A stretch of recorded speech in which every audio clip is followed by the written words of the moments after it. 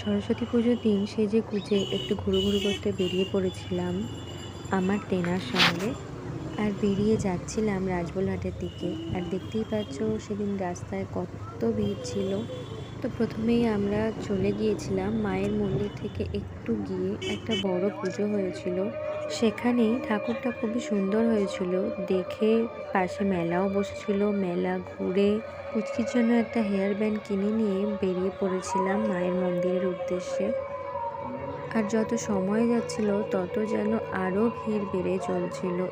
এমনিতে আমাদেরও বেরোতে একটু লেটই হয়েছিল।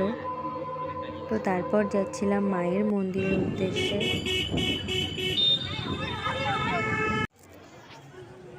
এই যে দেখো ঢুকে পড়েছি মায়ের মন্দিরের ভিতরে। দেখতে পাচ্ছ মায়ের মন্দিরেও আজকে কত ভিড়।